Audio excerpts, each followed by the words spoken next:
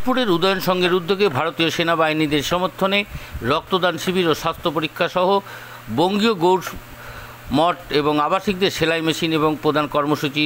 এই কর্মসূচিতে উপস্থিত ছিলেন পানিহাটির বিধায়ক নির্মল ঘোষ, পানিহাটির পৌরপ্রধান, উপপৌরপ্রধান ও একাধিক কাউন্সিলরগণ। পাশাপাশি বঙ্গীয় গৌড় মঠের বাচ্চাদেরও স্বাস্থ্য পরীক্ষার শিবিরও করা হয়। এই নিয়ে মানুষের মধ্যে উৎসাহ উদ্দীপনা ছিল চোখে পড়ার মতন। 24 ঘন্টা ইন্ডিয়া টিভির প্রতিনিধির বিশেষ প্রতিবেদন।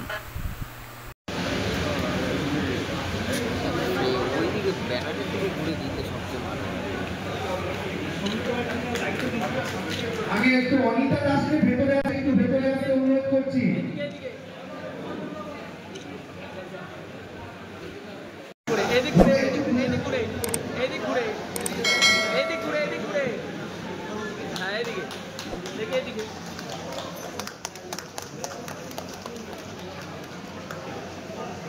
ঠিক আছে, তুমি এদিকে চলে আসো, এদিকটা চলে আসো। সুমন্ত আছে?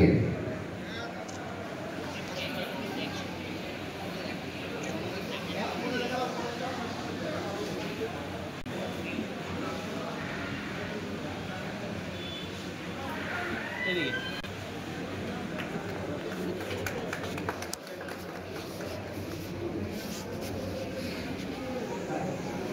আচ্ছা, একটা ছোট্ট অনুষ্ঠান আজকে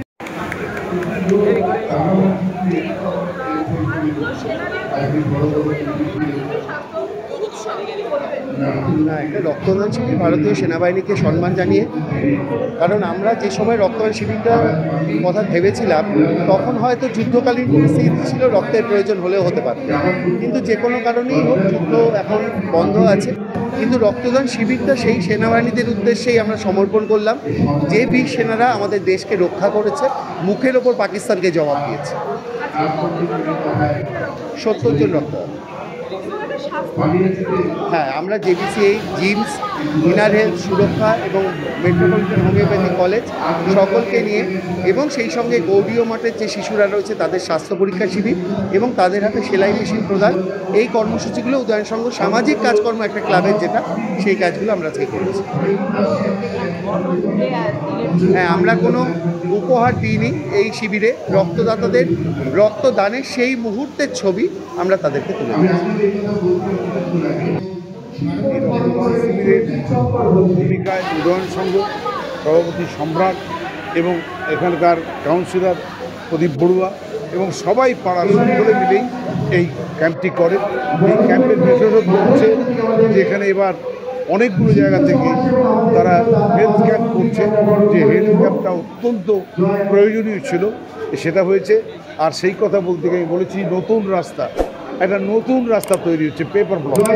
আমরা পানিহাটিতে প্রায় 150 কোটি টাকার কাজ চলছে, আর জলের কাজ, নতুন করে জল প্রকল্পের কাজ সেটা চলছে, এবং গির্জা থেকে আমাদের যে রাস্তাগুলো, সেই রাস্তাগুলো ঘোলা পর্যন্ত 7 কোটি টাকা পৌরসভা দিয়ে সেখানেও পেপার ব্লক এবং কংক্রিটের রাস্তা তৈরি হচ্ছে।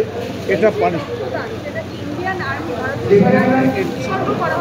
এই রক্তদানকে এটাই সবচেয়ে বড়, ইন্ডিয়ান আর্মিকে উৎসর্গ করার অর্থই হচ্ছে ভারতের জওয়ান যারা এই আতঙ্কবাদীদের বিরুদ্ধে, পাকিস্তানের বিরুদ্ধে লড়াই করে, যারা স্যালুট জানায় সেই সোলজারদের, তাদের জন্য উৎসর্গ। Thank you. আপনারা দেখছেন 24 ঘন্টা ইন্ডিয়া টিভি, সর্বদা সবার পাশে, সবার মাঝে। আজ এ পর্যন্ত। সঙ্গে রাখুন 24 ঘন্টা ইন্ডিয়া টিভি। দেখতে থাকুন সব জেলার সব খবর সবার আগে 24 ঘন্টা ইন্ডিয়া টিভির পর্দায়। নমস্কার।